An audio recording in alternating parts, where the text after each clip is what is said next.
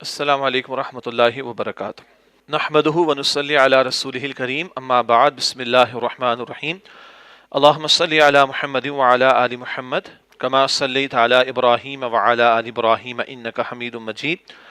اللہم بارک علی محمد وعلی آل محمد کما بارکت علی ابراہیم وعلی آل ابراہیم انک حمید مجید، اما بعد۔ عن ابی رقیہ تمیم بن اوس الداری رضی اللہ تعالی عنہ ان النبی صلی اللہ علیہ وسلم قال الدین النصیحہ قلنا لمن قال للہ ولکتابہ ولرسولہ ولأئمة المسلمین وعامتہم او کما قال رسول اللہ صلی اللہ علیہ وآلہ وسلم۔ رب اشرح لی صدری ویسر لی امری واحلل عقدۃ من لسانی یفقہوا قولی واجعل لی وزیرا من اہلی آمین یا رب العالمین۔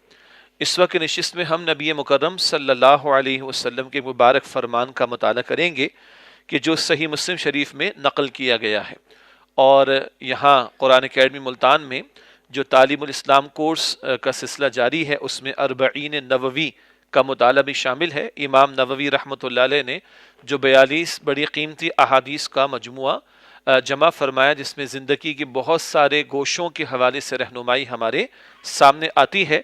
امام نووی رحمۃ اللہ علیہ کی اس اربعین میں یہ حدیث نمبر 7 ہے جو اس وقت ہمارے سامنے ہے، اور اس کا ایک عنوان تو آپ کے سامنے کتابچے میں موجود ہے، اخلاص، خیر خواہی، وفاداری۔ اس کا ایک اور بھی بڑا پیارا عنوان ہو سکتا ہے جو کراچی میں خطاب کے حوالے سے ہم نے متعین کیا تھا، اور وہ ہے وضاحت دین بزبان نبی کریم صلی اللہ علیہ وآلہ وسلم۔ وضاحت دین بزبان نبی کریم صلی اللہ علیہ وآلہ وسلم۔ دین کیا ہے، اس بات کی وضاحت نبی مکرم صلی اللہ علیہ وسلم کی زبان مبارک سے۔ پہلا ہی اس مبارک فرمان کا ترجمہ سمجھتے ہیں۔ عن ابی رقیہ تمیم بن اوس داری رضی اللہ تعالی عنہ، ابو رقیہ سیدنا تمیم بن اوس داری رضی اللہ تعالیٰ عنہ سے روایت ہے، ان النبی صلی اللہ علیہ وسلم قال، کہ بے شک نبی کریم صلی اللہ علیہ وآلہ وسلم نے فرمایا، الدین النصیحہ، دین نصح و خیر خواہی کا نام ہے۔ قلنا، ہم نے عرض کی، لمن، کس کے لیے اے نبی صلی اللہ علیہ وسلم، کس کے لیے نصح و خیر خواہی کا معاملہ، وفاداری کا معاملہ، خیر خواہی کا معاملہ؟ قال، اللہ کے نبی مکرم صلی اللہ علیہ وسلم نے فرمایا، للہ، اللہ تعالیٰ کے ساتھ وفاداری، ولی کتابہ، اور اللہ کی کتاب کے ساتھ وفاداری، ولی رسولہ، اور اللہ کے رسول صلی اللہ علیہ وسلم کے ساتھ وفاداری، ولی ائمۃ المسلمین، اور مسلمانوں کے ائمہ ذمہ داران کے لیے خیر خواہی، وعامتہم، اور مسلمانوں کے جو عوام ہیں ان کے ساتھ خیر خواہی کا معاملہ۔ یہ ہیں 5 باتیں جو اس مبارک ارشاد میں ہمارے سامنے آ رہی ہیں۔ نبی مکرم صلی اللہ علیہ وسلم فرما رہے ہیں کہ الدین النصیحہ، یہ نصیحہ کا لفظ محض اس مفہوم میں نہیں ہے کہ جس کو ہم نصیحت کہتے ہیں، بڑے وسیع تر مفہوم میں ہے۔ گو کہ جب نصیحت کی جاتی ہے تو اس میں دوسرے کی ہمدردی کا، خیر خواہی کا جذبہ بھی ہوا کرتا ہے۔ البتہ یہاں یہ بڑے وسیع مفہوم میں آ رہا ہے، کیونکہ اللہ کے ساتھ خیر خواہی، یہ لفظ ذرا مشکل محسوس ہوگا۔ اللہ کے ساتھ وفاداری کرنا یہ زیادہ آسان بات سمجھ میں آتی۔ اللہ کی کتاب کے ساتھ خیر خواہی نہیں، بہتر ترجمانی ہوگی اللہ کی کتاب سے وفاداری۔ اللہ کے رسول کی خیر خواہی نہیں، اللہ کے رسول کے ساتھ وفاداری، یہ ترجمانی زیادہ بہتر محسوس ہوگی۔ مسلمانوں کے ائمہ کے ساتھ خیر خواہی، یہ اچھی بات ہے، اور عام مسلمانوں کے ساتھ خیر خواہی، یہ 5 باتیں اس مبارک فرمان میں ہمارے سامنے آ رہی ہیں۔ تو گویا کہ دین کی ایک بڑی جامع تشریح، دین کیا ہے اور اس کی وسعتیں کیا ہیں، اس میں تقاضے کیا ہیں، ان سب کا بڑا جامع بیان اس مبارک ارشاد میں ہمارے سامنے آ رہا ہے۔ اب ان 5 باتوں کو تھوڑا ہم تفصیل سے سمجھنے کی کوشش کریں گے۔ سب سے پہلے اللہ کے رسول علیہ الصلوۃ والسلام نے فرمایا کہ اللہ کے ساتھ وفاداری۔ اللہ کے ساتھ وفاداری کیا ہے؟ کبھی قرآن ہمیں کہتا ہے کہ تمہاری سب سے بڑھ کر محبت اللہ کے لیے ہونی چاہیے۔ سورہ البقرہ کی آیت نمبر 165 میں ہے، والذین آمنوا اشد حبا للہ، اور جو لوگ ایمان لائے ان کی سب سے بڑھ کر محبت اللہ کے لیے ہوتی ہے، اور محنتیں ہوں سب سے بڑھ کر تو اللہ کے لیے۔ قرآن حکیم میں کہلوایا گیا سورہ انعام کی آیت نمبر 162 میں، قل ان صلاتی ونسکی وَمَحْيَايَ وَمَمَاتِي لِلَّهِ رَبِّ العالمین، بے شک میری نماز اور میری قربانی اور میرا جینا اور میرا مرنا سب اللہ کے لیے جو تمام جہانوں کا رب ہے۔ تو محبت سب سے بڑھ کر اللہ سے، محنتیں سب سے بڑھ کر اللہ کے لیے، اور پوری زندگی کے تقاضوں کو ایک لفظ میں اللہ تعالیٰ نے کیسے بیان فرمایا؟ سورہ ذاریات کی آیت نمبر 56 میں وَمَا خَلَقْتُ الْجِنَّ وَالْإِنسَ إِلَّا لِيَعْبُدُونَ، اللہ فرماتا ہے کہ میں نے تمام جنات اور انسانوں کو صرف اپنی عبادت کے لیے پیدا کیا، اللہ کی عبادت کی جائے اور اس کے ساتھ کسی کو شریک نہ کیا جائے۔ تو اللہ سے وفاداری یہ بھی ہے کہ اس کی عبادت ہو اور اس کی عبادت میں کسی کو شریک نہ کیا جائے۔ اور بھی پہلو ہو سکتے ہیں، اللہ کو ماننا ایک بات ہے اور اللہ کی ماننا یہ کچھ اور بات ہے، دونوں ضروری ہیں۔ اللہ کو بھی ماننا ضروری اور اللہ کی بھی ماننا ضروری۔ کب تک اللہ کی مانے؟ قرآن کہتا ہے وَاعْبُدْ رَبَّكَ حَتَّى يَأْتِيَكَ الْيَقِينُ، اپنے رب کی عبادت کیے چلے جاؤ یہاں تک کہ تمہیں یقین آ جائے، یعنی موت تمہیں آ لے۔ اسی طرح قرآن کہتے ہیں سورہ آل عمران کی آیت نمبر 102 میں کہ وَلَا تَمُوتُنَّ إِلَّا وَأَنْتُمْ مُسْلِمُونَ، اور تمہیں موت بھی آئے تو اسلام کی حالت پر آئے۔ تو اللہ ہی مقصود، اللہ ہی مطلوب، اللہ ہی سب سے بڑھ کر محبوب ہو جائے، یہ ہے اللہ کے ساتھ وفاداری کا معاملہ۔ اللہ پر ایمان، اللہ ہی کی عبادت کرنا، اس کے ساتھ کسی کو شریک نہ کرنا، محبت سب سے بڑھ کر اللہ کے لیے ہو، اللہ ہی کی ہو، اور محنتیں سب سے بڑھ کر اللہ سبحانہ و تعالیٰ کی جائیں، اس کے احکامات کی پاسداری ہو، اس کی اطاعت کی جائے اور اس کے احکامات کی خلاف ورزی سے اپنے آپ کو بچانے کی کوشش کی جائے۔ بتائیے کوئی بات بچتی ہے؟ یہ کتنے جامع انداز میں دین کی وضاحت، اللہ کے پیغمبر علیہ السلام کے تو چند جملے ہیں، کلمات ہیں، بلکہ ان کی وضاحت کرنے جائیں تو بات کہاں سے کہاں پہنچ سکتی ہے۔ تو پہلی بات دین کیا ہے؟ وفاداری، اللہ کے ساتھ وفاداری۔ دوسری بات ولی کتاب ہی، اللہ سبحانہ و تعالیٰ کی کتاب کے ساتھ وفاداری۔ اللہ کی کتاب قرآن حکیم، اللہ کا آخری پیغام تمام انسانیت کے نام اور رہتی دنیا تک کے لیے اللہ سبحانہ و تعالیٰ نے اس کو محفوظ فرما دیا۔ اس کتاب کے ساتھ وفاداری کیا ہے؟ بہت ساری باتیں بیان کی جا سکتی ہیں۔ ہمارے استاد محترم ڈاکٹر اسرار احمد صاحب رحمۃ اللہ علیہ کا بہت معروف کتابچہ ہے مسلمانوں پر قرآن مجید کے حقوق، 1967 میں انہوں نے تحریر کیا تھا، 1967 میں مسجد نبوی میں مکمل کیا تھا حالت اعتکاف میں۔ اور کراچی کا جو بہت مشہور مدرسہ ہے بنوری ٹاؤن کا، تو علامہ یوسف بنوری رحمۃ اللہ علیہ کے نام پر وہ مدرسہ ہے۔ علامہ یوسف بنوری رحمۃ اللہ علیہ بھی وہاں موجود تھے اور ڈاکٹر اسرار صاحب رحمۃ اللہ علیہ نے ان کو دکھا بھی دیا، ایک جگہ انہوں نے اصلاح بھی فرما دی تھی، گویا ان کی پوری تائید اس کتابچے میں شامل۔ اس کا عنوان ہے مسلمانوں پر قرآن مجید کے حقوق۔ اردو میں تو ہے ہی ہے، اس کا انگریزی میں ترجمہ ہوا، عربی میں ہوا، فارسی میں ہوا، سندھی میں ہوا، اور ایک ساتھی نے فرینچ میں بھی، فرانسیسی زبان میں بھی اس کا ترجمہ کر رکھا ہے، تو کئی زبانوں میں اس کا ترجمہ بھی ہوا۔ مسلمانوں پر قرآن مجید کے حقوق، اگر وہ بات ہمارے ذہنوں میں ہو، ممکن ہے کلام آپ کے سامنے اس حوالے سے آ بھی چکا ہو، تو اللہ کی کتاب کے ساتھ وفاداری کیا ہے؟ اللہ سبحانہ و تعالیٰ کی کتاب کے حقوق ادا کرنا۔ تو استاد محترم ڈاکٹر اسرار احمد صاحب رحمۃ اللہ علیہ نے اس کتابچے میں 5 حقوق کا ذکر کیا۔ ہر مسلمان پر اس کی استعداد اور اس کی کیپیسٹی کے مطابق قرآن حکیم کے 5 حقوق عائد ہوتے ہیں۔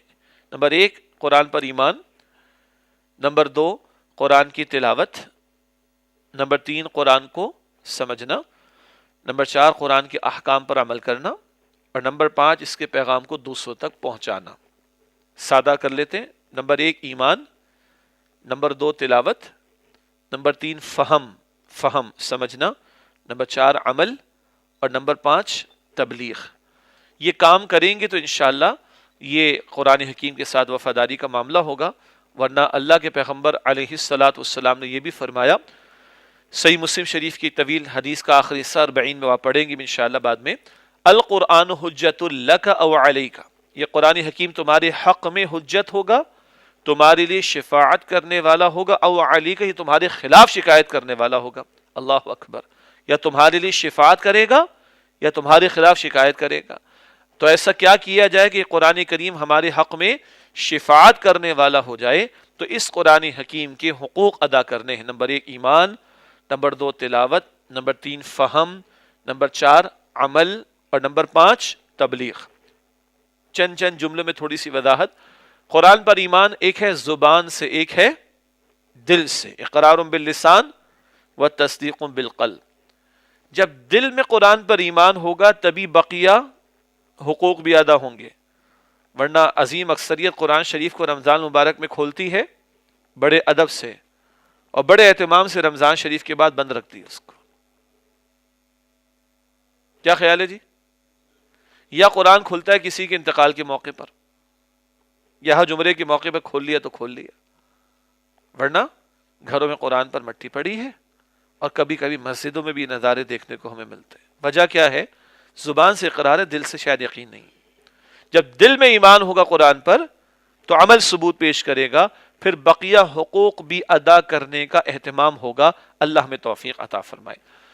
دوسرا قرآن کا اس کی باقاعدہ تلاوت کرنا۔ ماشاءاللہ آپ لوگوں کے اس کورس میں تجوید کا بھی اہتمام ہو رہا ہے، مجھے کچھ ابھی آواز آ رہی تھی باہر جہاں میں جس کمرے میں قیام ہے وہاں پر، تو قرآن حکیم کو درست طریقے پر تلاوت کرنا یہ بھی قرآن حکیم کا حق ہے۔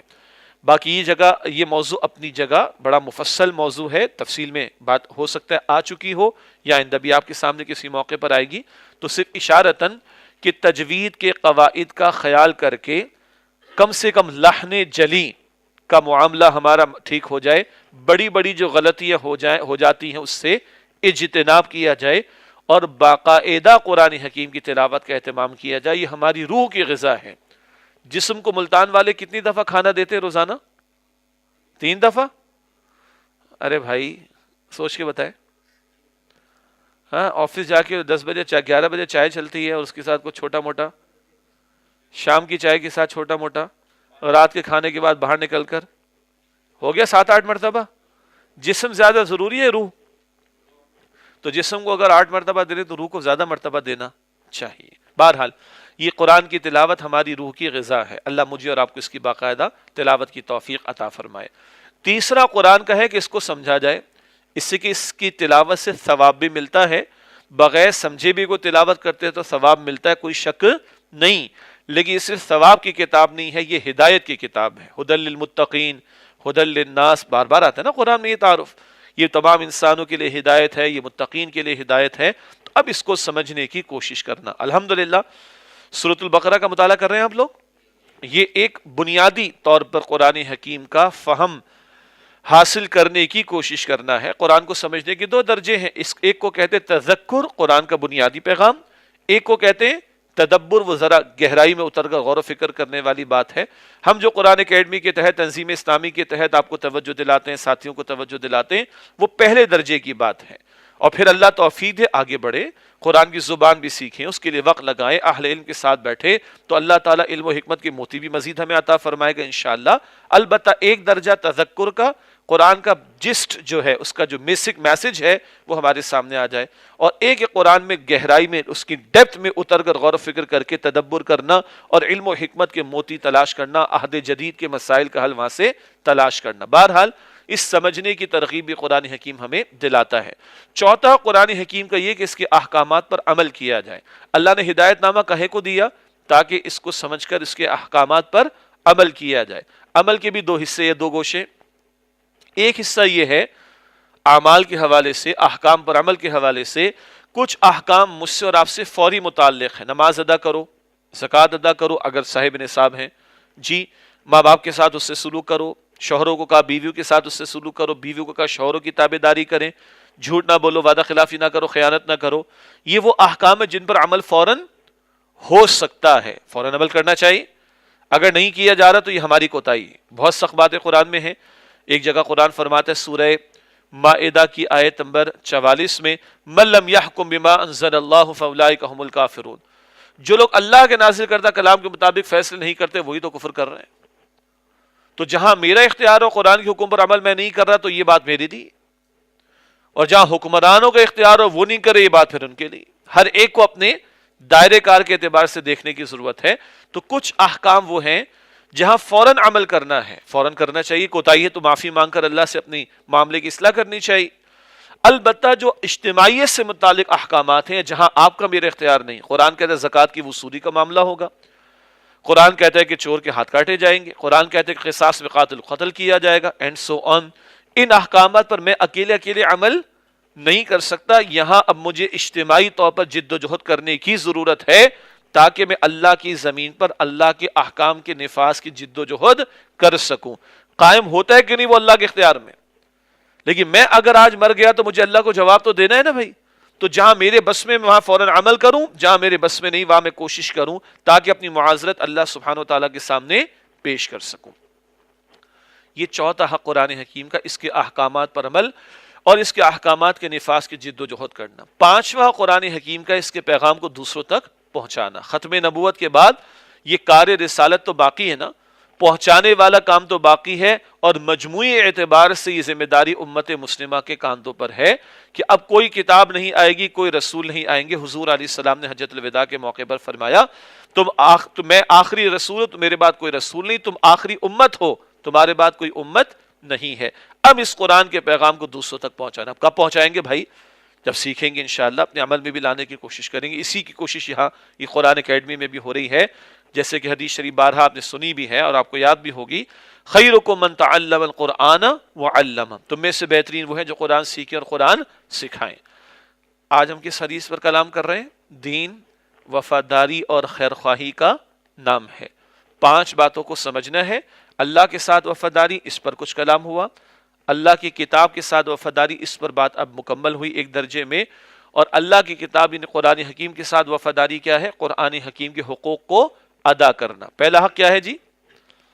ایمان۔ دوسرا حق کیا ہے؟ تلاوت۔ تیسرا حق کیا ہے؟ سمجھنا، فہم، ماشاءاللہ۔ چوتھا حق کیا ہے؟ عمل۔ اور 5واں حق کیا ہے؟ تبلیغ۔ یہ کریں گے تو انشاءاللہ قرآن ہمارے شفاعت کرنے والا بھی ہوگا، اور یہ کریں گے تو گویا قرآن حکیم کے ساتھ کسی درجے میں وفاداری کا حق ادا کرنے کی کوشش ہوگی۔ تیسری بات، ولی رسولی ہی، اور وفاداری کس کے ساتھ؟ اللہ کے رسول مکرم صلی اللہ علیہ وآلہ وسلم کے ساتھ۔ اس بات کے بھی بہت سارے پہلو ہو سکتے ہیں، چند باتوں کا میں ذکر آپ کے سامنے کر دوں۔ حضور علیہ السلام کے ساتھ وفاداری یہ بھی ہے کہ ان پر نہ صرف یہ کہ ایمان لایا جائے، بلکہ دل کی گہرائیوں سے ایمان لایا جائے، اور انہیں اللہ کا آخری رسول مانا جائے، جو کہ ختم نبوت کا عقیدہ بھی ہے۔ پھر آپ صلی اللہ علیہ وسلم سے اپنی جان سے بھی بڑھ کر محبت ہو۔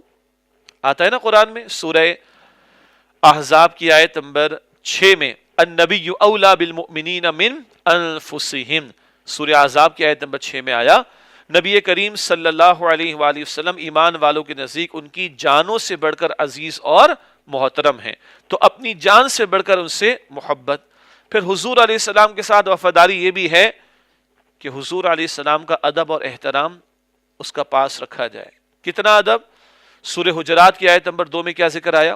یا ایھا الذین آمنوا لا ترفعوا اصواتکم فوق صوت النبی، اے ایمان والو اپنی آواز کو نبی اکرم علیہ الصلوۃ والسلام کی آواز سے بلند نہ کرنا، ولا تجہروا لہ بالقول کجہر بعضکم لبعض، اور اس طرح ان کی روبرو زور سے کلام نہ کرنا جیسے آپس میں ایک دوسرے سے کر جاتے ہو، ان تحبط اعمالکم وانتم لا تشعرون، ایسا نہ ہو کہ تمہارے اعمال ضائع ہو جائیں اور تمہیں اس بات کا شعور بھی نہ ہو۔ حد درجے نبی اکرم صلی اللہ علیہ وسلم کا ادب اور احترام، یہ بھی آپ سے وفاداری کا تقاضا۔ پھر آپ صلی اللہ علیہ وسلم کی اطاعت کرنا۔ اطاعت اصلاً تو اللہ کی ہے، لیکن اللہ نے اپنی اطاعت کے ساتھ رسول اللہ علیہ السلام کی اطاعت کو جوڑا ہے۔ 11 مرتبہ قرآن میں کم از کم ہے۔ سورہ تغابن کی آیت نمبر 12 میں بھی یہ بات ہے، اطیعوا اللہ واطیعوا الرسول، اللہ کی اطاعت کرو اور اللہ کے رسول صلی اللہ علیہ وسلم کی اطاعت کرو۔ البتہ سورہ نساء کی آیت نمبر 80 میں یہ بھی آیا، من یطع الرسول فقد اطاع اللہ، جس سے رسول صلی اللہ علیہ وسلم کی اطاعت کی اسی نے اللہ کی اطاعت کی۔ نماز کس کے لیے ادا کرتے ہیں؟ لیکن طریقہ کہاں سے لیں گے؟ اس طریقے پر نماز ادا ہوگی تو اللہ سبحانہ و تعالیٰ کے حکم پر عمل درآمد ہو سکے گا۔ تو اللہ کی اطاعت اور اللہ کے رسول علیہ السلام کی اطاعت آپس میں بالکل جڑے ہوئے، تو رسول اللہ علیہ السلام سے وفاداری کا تقاضا حضور علیہ السلام کی اطاعت کرنا بھی ہے۔ جہاں حکم دیا کسی کام کے کرنے کا مانا جائے، عمل درآمد کیا جائے، اور جہاں نبی اکرم علیہ السلام نے کسی کام سے حکمن روک دیا، منع فرما دی، اس سے اپنے آپ کو بچایا جائے۔ جیسے قرآن حکیم میں سورہ حشر کی آیت نمبر 7 میں آیا ما آتاکم الرسول فخذوہ وما نہاکم عنہ فانتہوا، رسول صلی اللہ علیہ وسلم جس بات کا حکم دیں اس سے لے لو اور جس بات سے روک دیں اس سے رک جاؤ۔ اسی طرح اطاعت سے آگے بڑھ کر حضور نبی اکرم علیہ السلام کی اتباع کی کوشش بھی کرنا۔ آپ صلی اللہ علیہ وسلم نے حکم دیا، وہاں تو کوئی اختیار ہے نہیں بندے کا، کیا مطلب؟ جس بات کا حکم دے دیا کرنا ہی کرنا ہے عمل، جس بات سے روک دیا رکنا ہی رکنا ہے۔ یہ تو اطاعت کا میدان ہے عام طور پر۔ اتباع کا درجہ اس سے اگلا درجہ ہے، اور وہ کیا ہے؟ حضور نبی اکرم علیہ السلام کی ایک ایک ادا کی حتی الامکان پیروی کرنے کی کوشش کرنا، چاہے حکم نہ بھی ہو تب بھی بندہ سعادت سمجھے کہ میں اپنے پیغمبر علیہ السلام کی اس مبارک اسوہ، اس مبارک عمل، اس مبارک ادا کی پیروی کر رہا ہوں۔ اور اس اتباع کو اس قدر اہمیت حاصل ہے کہ اللہ رب العالمین نے اپنی محبت کا دعویٰ اگر کوئی کر رہا ہے، اللہ کی محبت کا دعویٰ کوئی کر رہا ہے، تو اللہ نے ثبوت میں اتباع کا تقاضا کیا ہے۔ سورہ آل عمران کی آیت نمبر 31 میں ہے قُلْ إِن كُنتُمْ تُحِبُّونَ اللَّهَ فَاتَّبِعُونِي، اے نبی صلی اللہ علیہ وسلم فرما دیجئے لوگوں اگر اللہ سے محبت کرنا چاہتے ہو یا محبت کا دعویٰ ہے فَاتَّبِعُونِی، تو میری اتباع کرو، یعنی حضور نبی اکرم علیہ السلام کے نقش قدم کی پیروی۔ یحببکم اللہ، تو اللہ تم سے محبت فرمائے گا، ویغفر لکم ذنوبکم، اور اللہ تمہارے گناہوں کو بخش دے گا۔ تو حضور نبی اکرم علیہ السلام کی اطاعت سے آگے بڑھ کر حضور نبی اکرم علیہ السلام کی اتباع کی بھی کوشش کرنا۔ ایک اور پہلو وفاداری یہ بھی ہے کہ جس کام کے لیے، جس مشن کے لیے نبی اکرم صلی اللہ علیہ وسلم کو بھیجا گیا، اب اس مشن کو آگے پہنچانے کی ذمہ داری کس پر ہے؟ امت مسلمہ پر۔ کیوں بھیجا گیا؟ قرآن حکیم میں 3 مرتبہ ذکر آیا ہے، سورہ صف کی آیت نمبر 9 میں بھی ہے هو الذی ارسل رسولہ بالہدی ودین الحق لیظہرہ علی الدین کلہ، اللہ جس نے اپنے رسول مقدم صلی اللہ علیہ وآلہ وسلم کو بھیجا الہدا مکمل ہدایت نامہ قرآن دے کر، ودین الحق دین حق دین اسلام دے کر، لیظہرہ علی الدین کلہ، تاکہ آپ صلی اللہ علیہ وسلم اس دین حق کو کل نظام زندگی پر غالب فرما دیں۔ یہ مشن تھا نبی اکرم علیہ السلام کا۔ 23 برس کی محنت میں طائف کی گلیاں اور احد کا میدان، وہاں امام الانبیاء صلی اللہ علیہ وسلم کا خون بہتا ہوا ہمیں دکھائی دیتا ہے۔ 23 برس کی جد و جہد کے دوران روتی آنکھوں سے بیت اللہ کو الوداع کہہ کر ہجرت کرنا بھی ہمیں دکھائی دیتا ہے، اور اسی 23 برس کی جد و جہد کے دوران میں 259 مقدس اور پیارے صحابہ کرام رضی اللہ تعالی عنہم اجمعین کی جانوں کے نذرانے بھی ہمیں دکھائی دیتے ہیں۔ تب قرآن کہتا ہے جاء الحق وزہق الباطل ان الباطل کان زہوقا، حق آگے اور باطل مٹ گیا، بے شک باطل ہے ہی مٹنے کے لیے۔ اب یہ کام کس کے ذمہ؟ ختم نبوت کے بعد وہ تمام کام جو حضور نبی اکرم علیہ السلام کی ذمہ داریاں تھیں، آج وہ امت کے کاندھوں پر۔ وقت فرصت ہے کہاں، کام ابھی باقی ہے، نور توحید کا اتمام ابھی باقی ہے۔ آج اس دین کے غلبے کی جد و جہد اور اس کے قیام و نفاذ کی جد و جہد کا تقاضا ایمان والوں سے۔ سورہ شورى کی آیت نمبر 13 میں حکم ہے اقیموا الدین ولا تتفرقوا فیہ، شورى آیت نمبر 13، اللہ کے دین کو قائم کرو، اس کی محنت کرو، اور اس بارے میں کسی تفرقے میں مبتلا نہ ہو جاؤ۔ اقیم الصلاۃ کا ترجمہ کیا ہے جی؟ تو اقیم الدین کا ترجمہ کیا ہوگا؟ کوئی مشکل بات تو نہیں، یاد ہی نہیں رہا امت کو۔ اے خاص اے خاصان رسول، وقت دعا ہے، امت پہ تیری آ کے عجب وقت پڑا ہے۔ وہ دین جو بڑی شان سے نکلا تھا وطن سے، پردیس میں واج غریب الغرباء، اس کا احساس ہی نہیں۔ تو یہ ہے چند پہلوؤں کا بیان وفاداری نبی اکرم صلی اللہ علیہ وآلہ وسلم سے، ان پر ایمان کہ وہ اللہ کے آخری رسول ہیں، ان سے محبت اپنی جان سے بڑھ کر، ان کا ادب اور احترام بھی، ان کی اطاعت اور اتباع بھی، اور ان کے مشن میں شریک ہونا اور ان کی نصرت کرنا، ان کے لائے ہوئے دین کی دعوت کو عام کرنا اور ان کے لائے ہوئے دین کو قائم کرنے کی جد و جہد کرنا، یہ بھی حضور نبی اکرم صلی اللہ علیہ وسلم سے وفاداری کا تقاضا ہے۔ چوتھی بات، ولی ائمۃ المسلمین، مسلمانوں کے ائمہ کے ساتھ خیر خواہی کا معاملہ۔ ائمہ میں اصلاً تو مراد حکمراں ہیں، ائمہ میں اصلاً تو مراد حکمراں ہیں۔ البتہ اس کے ذیل میں اہل علم نے ذمہ داروں کو بھی شامل کیا. گھر میں ذمہ دار مرد کو بنایا گیا، باپ کی حیثیت میں، شوہر کی حیثیت میں. کسی ادارے کا ذمہ دار ہو سکتا ہے، سربراہ ہو سکتا ہے، انسٹیٹیوشن کا کوئی ہیڈ ہو سکتا ہے، اور ٹاپ پر چلے جائیں تو کسی ریاست کا، پوری قوم کا ایک امام ہو سکتا ہے، ذمہ دار ہو سکتا ہے. تو جو جہاں جہاں ذمہ داریوں کے منصب پر فائز ہے، جس کے پاس اختیار موجود ہے، خصوصاً حکمرانوں کی بات ہو رہی ہے، تو کہا جا رہا ہے ولی ائمۃ المسلمین. دین کیا ہے؟ دین خیر خواہی کا نام ہے، مسلمانوں کے ائمہ کے ساتھ بھی. تو ذمہ داران ہوں اور ٹاپ پر حکمراں ہوں، ان کے ساتھ خیر خواہی کیا ہے؟ ایک اصولی بات قرآن حکیم میں سورۃ المائدہ کے شروع میں آتی ہے، تعاونوا علی البر والتقوی ولا تعاونوا علی الاثم والعدوان. نیکی اور تقوی کے کاموں میں تعاون کرو، اور گناہ اور زیادتی کے کاموں میں تعاون نہ کرو. ذمہ داران ہیں، حکمراں ہیں، کوئی وہ حکم دے رہے ہیں جو شریعت کے خلاف نہ ہو تو اس کی پاسداری کی جائے. کوئی ایسا کام کر رہے ہیں جو شریعت کے مطابق ہو، اس کی تحسین بھی کی جائے. اللہ کا شکر ہے آپ نے اچھا کام کیا. اس کے برعکس اگر شریعت کے خلاف حکم دے رہے ہیں تو نہ صرف کہ ان کی بات نہ مانی جائے، بلکہ ان کی اصلاح کی بھی کوشش کی جائے کہ یہ کام خلاف شریعت ہے. یہ مثال کے طور پر میں نے آپ کے سامنے تفصیل رکھی. تو اصولی بات کیا ہے؟ نیکی اور تقوی کے کاموں میں تعاون کرو اور گناہ اور زیادتی کے کاموں میں تعاون نہ کرو. یہ ہر سطح پہ ذمہ دار ہوں گے، ان کے ساتھ یہ رویہ اختیار کیا جائے گا، ان کے ساتھ خیر خواہی کا تقاضا، ان کی اچھی بات کی تحسین کی جائے، تائید کی جائے اور اس کے مطابق عمل ہو. اور اگر وہ خلاف شریعت بات ہے، خدا نہ خواستہ کوئی ظلم کی بات ہے، حق تلفی کی بات ہے، بے انصافی کی بات ہے، تو بات ماننا تو دور کی بات، ان کو روکنے سمجھانے کی کوشش کی جائے. حضرت ابوبکر صدیق رضی اللہ تعالی عنہ نے جب خلافت کے منصب پر وہ فائز ہو گئے تو پوچھا بھائی تو میرے ساتھ کیا معاملہ کرو گے؟ اگر میں سیدھا چلوں تو کیا کرو گے کہ آپ کی بات مانیں گے، اور ٹیڑھا ہو جاؤں تو کیا کرو گے؟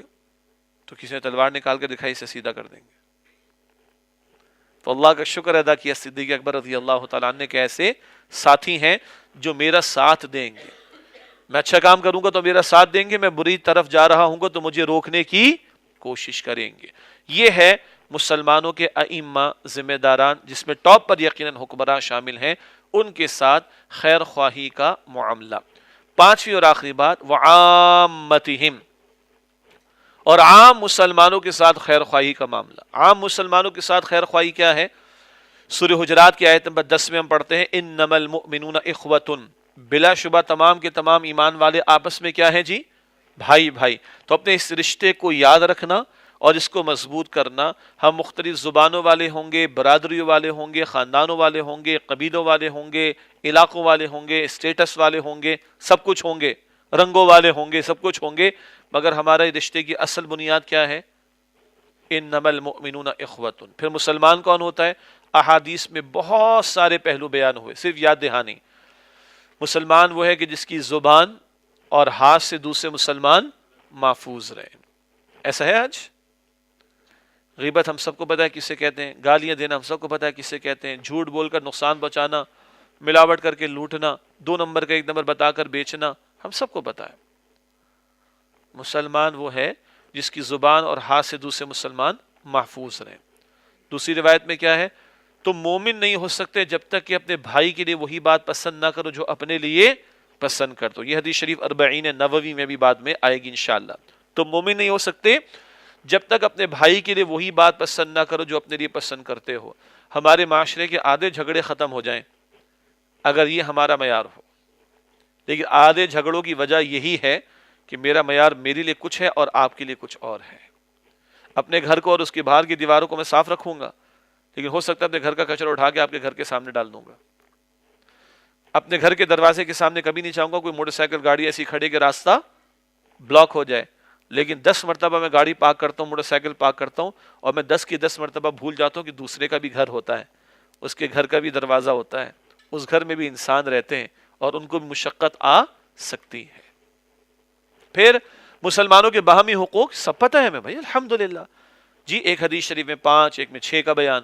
جی سلام کرے تو جواب دینا، اور بیمار ہو جائے تو عیادت کرنا، انتقال ہو جائے تو جنازے میں شرکت کرنا، اسے چھینک آئے وہ الحمدللہ کہے تو یرحمک اللہ کہہ کے جواب دینا، پھر آگے سے وہ بھی جواب دے گا یہدیکم اللہ۔ اسی طرح اگر دعوت دے تو اس کی دعوت کو قبول کرنا۔ ایک اور روایت میں مشورہ مانگے تو مشورہ دینا۔ ایک اور روایت میں اس کا عیب علم میں آ جائے تو چھپا کر رکھنا، پوشیدہ رکھنا۔ جی گنتے چلے جائیے، گنتے چلے جائیے، گنتے چلے جائیے۔ یہ کیا ہے؟ عام مسلمانوں کے ساتھ خیر خواہی۔ یہ حدیث شریف ہے صحیح مسلم میں، اور اللہ کے پیغمبر علیہ السلام نے دین کی وضاحت فرمائی کہ دین وفاداری اور خیر خواہی کا نام ہے۔ وفاداری اللہ کے ساتھ، اللہ کی کتاب کے ساتھ، اللہ کے رسول کے ساتھ صلی اللہ علیہ وسلم۔ خیر خواہی مسلمانوں کے ذمہ داروں کے ساتھ، ان کے ائمہ کے ساتھ، ان کے حکمرانوں کے ساتھ، اور عام مسلمانوں کے ساتھ خیر خواہی کا معاملہ۔ اللہ سے دعا ہے کہ اللہ تعالیٰ مجھے بھی اور آپ کو بھی نبی مکرم صلی اللہ علیہ وسلم کی ان ہدایات پر اور دین کی دیگر باتوں پر عمل کرنے کی توفیق عطا فرمائے۔ جی مجھے پتا ہے کہ وقت ہے ہمارے پاس، تو اگر آپ کے ذہن میں اس وقت کی گفتگو کے نتیجے میں اگر اس گفتگو کے بارے میں کوئی سوال اگر آ رہا ہو تو پوچھنے کا موقع ہے، میں کوشش کروں گا اس کا آپ کے سامنے جواب دے سکوں۔ جی کوئی سوال اگر ذہن میں ہو۔ جی آپ کا سوال ہے کہ بعض اہل علم کا خیال یہ ہے کہ جب تک قرآن حکیم کا پیغام نہیں پہنچائیں گے لوگوں کو غلبہ دین کی بات سمجھ نہیں آئے گی۔ درمیان میں آپ نے پارلیمنٹ کا بھی ذکر کیا، اس کو حذف کر دیں۔ یہ بات تو درست ہے، بھائی دین ہے کیا، غلبے کو بھی چھوڑیں۔ کیا آج ہماری عظیم اکثریت کو معلوم ہے کہ دین کسے کہتے ہیں؟ وہ تو دین سمجھتے ہیں نماز کو۔ نماز بھی کون سی؟ جمعے کی 2 رکعت وہ ادا کر کے جوتیاں اٹھا کر بھاگ کر وہ سمجھتے ہیں کہ میرا اسلام پورا ہو گیا۔ اور مجھے بتائیے کہ اقیم الصلاۃ کا ترجمہ کیا ہے؟ نماز کو سب فرض تو مانتے ہیں، کیا عظیم اکثریت 5 نمازیں ادا کر رہی؟ ان لوگوں کو دین سمجھانا اور اقامت دین فرض ہے، اس کی جد و جہد کرنا آسان کام ہے؟ تو یہ بات تو ٹھیک ہے کہ ہمیں سمجھانے کی ضرورت ہے، ہمیں بتانے کی ضرورت ہے، ہمیں دعوت دینے کی ضرورت ہے۔ البتہ ہم یہ کہیں کہ 22 کے 22 کروڑ کو پہلے تو پورا قرآن پڑھا دیں ہم، اور پورے کا پورا قرآن سمجھا دیں، اور پھر غلبہ دین کی ان کے سامنے بات کریں، یہ بات مناسب نہیں۔ اللہ کے رسول مکرم علیہ السلام کی دعوت بہت سو نے قبول نہیں کی۔ آپ نے انقلابی جماعت تیار فرمائی اور اس انقلابی جماعت کو باطل سے ٹکرایا، باطل کا جبر ہٹا تو قرآن کہتا ہے وَرَأَيْتَ النَّاسَ يَدْخُلُونَ فِي، لوگ جوق در جوق اللہ کے دین میں داخل ہو گئے۔ پتہ چلا کہ بات بھی کرنی ہے دعوت دین کی، لیکن ساتھ ساتھ پورے دین کا تصور دے کے دینی فرائض کو بھی واضح کرنا ہے اور غلبہ دین کی جد و جہد کے فریضے کو بھی واضح کرنا ہے۔ یہ کبھی نہیں ہوگا کہ 100% لوگ مسلم ہو جائیں، ممکن ہی نہیں۔ آپ کہیں گے کیسی بات کر رہے ہیں؟ اس سے کہ 100% مسلم ہو جائیں یہ ممکنات میں سے نہیں ہوگا، کچھ بہرحال انکاری ہوں گے۔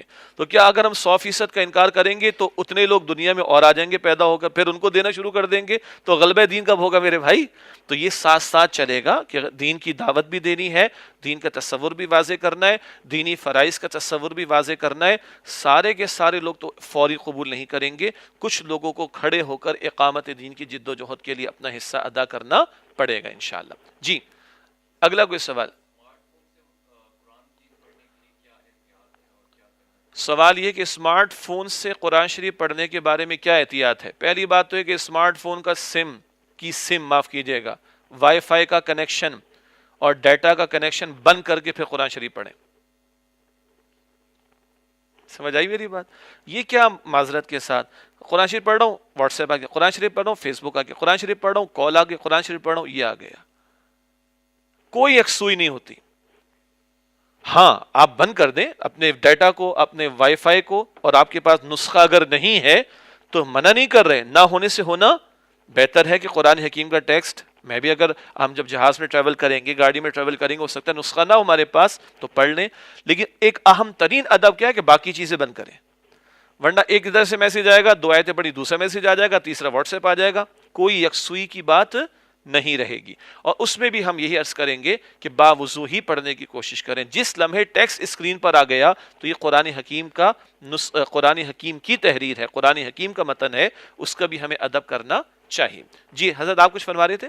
جی آپ نے فرمایا کہ کبھی ایسا ہوتا ہے کہ معاملات جب ہوتے ہیں لوگوں کے تو بڑی آکورڈ سی پوزیشن بھی آ جاتی ہے. ہم تو بڑا کوشش کرتے ہیں کہ خیر خواہی اور للہیت کے ساتھ معاملہ کریں, آگے سے اگلا جو ہے وہ کبھی ہمیں بیوقوف سمجھ کے چڑھ جاتا ہے, چڑھائی کر دیتا ہے, ایسے ہی ہے نا جی. تو وہاں اور بھی تعلیمات دین کی, قرآن حکیم ہمیں یہ بھی فرماتا ہے کہ ادفع باللتی ہی احسن. سورہ حامی میں سجدہ میں برائی کا جواب کیسے دو بھائی؟ بھلائی سے. ہے مشکل, لیکن فَإِذَا الَّذِي بَيْنَكَ وَبَيْنَهُ عَدَاوَةٌ كَأَنَّهُ وَلِيٌّ حَمِيمٌ, پھر تمہاری جس کے درمیان دشمنی ہوگی وہ تمہارا گہرا دوست, گرم جوش دوست بن جائے گا. لیکن وما يلقاها الا الذين صبروا, یہ سعادت انہی کو ملے گی جو صبر کرنے والے ہیں. وما يلقاها الا ذو حظ عظیم, یہ سعادت انہی کو ملے گی جو بہت بڑے نصیب والے ہیں. حضرت ابوبکر صدیق رضی اللہ تعالیٰ عنہ کا واقعہ یاد ہے. ایک شخص برا بھلا کہہ رہا تھا اور حضور نبی اکرم علیہ السلام قریب میں موجود تھے, مسکرا رہے تھے. یاد آیا؟ ایک حد آ گئی, صدیق اکبر نے جواب دینا چاہا, حضور چلے گئے وہاں سے صلی اللہ علیہ وسلم. انہوں نے اس بندے کو چھوڑا, دوڑے دوڑے پیچھے گئے, یا رسول اللہ عجیب ماجرا صلی اللہ علیہ وسلم, وہ مجھے برا بھلا کہہ رہے تو آپ مسکرا رہے تھے, میں نے کچھ کہنا چاہا آپ چل دیے. کہا بھائی جب تک تم خاموش تھے اللہ نے ایک فرشتہ مقرر کیا ہوا تھا, وہ اس پر لعنت کر رہا تھا, لعنت کر رہا تھا, لعنت کر رہا تھا. اللہ تمہارے ساتھ تھا. اب اگر تم نے ارادہ کر لیا جواب دینے کا تو میرا وہاں پہ کیا کام, میں اٹھ کے چل دیا. ہے مشکل بات مجھے پتا ہے جی, اسی لیے اس ماحول میں یہ بات سمجھ آتی ہے. پھر اللہ بھی کہتا ہے استعینوا بالصبر والصلاۃ, صبر اور نماز سے مدد حاصل کرو.